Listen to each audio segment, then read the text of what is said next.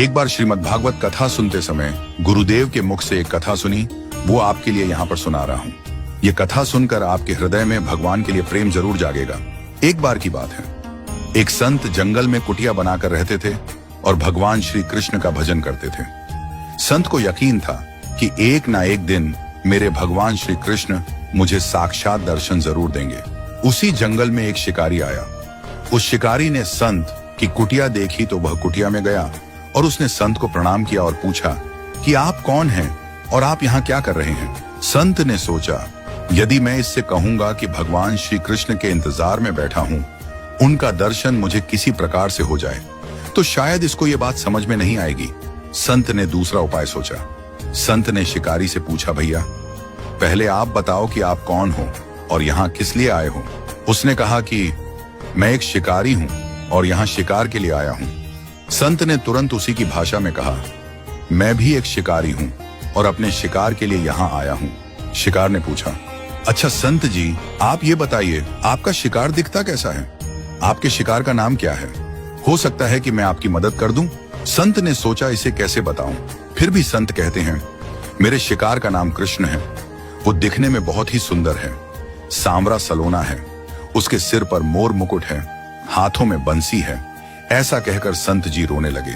शिकारी बोला, बाबा रोते क्यों हो, मैं आपके शिकार को जब तक न पकड़ लूं तब तक पानी भी नहीं पीऊंगा और आपके पास नहीं आऊंगा। अब वह शिकारी घने जंगल के अंदर गया और जाल बिछाकर एक पेड़ पर बैठ गया। यहां पर इंतजार करने लगा। भूखा प्यासा बैठा हुआ है।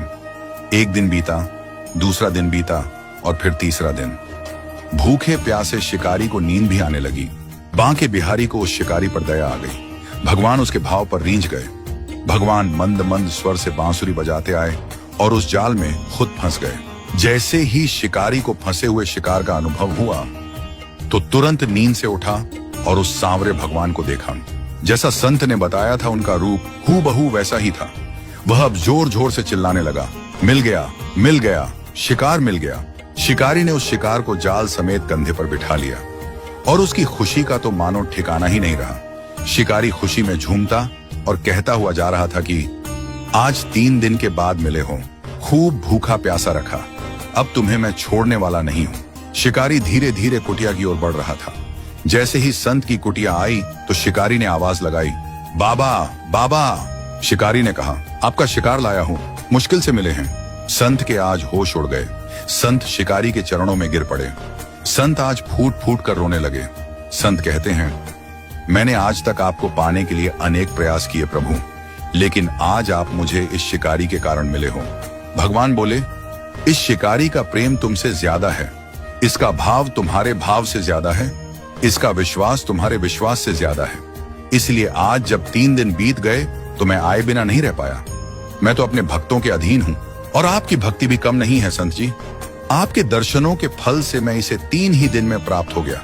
इस तरह से भगवान ने खूब दर्शन दिया और फिर वहां से भगवान चले गए।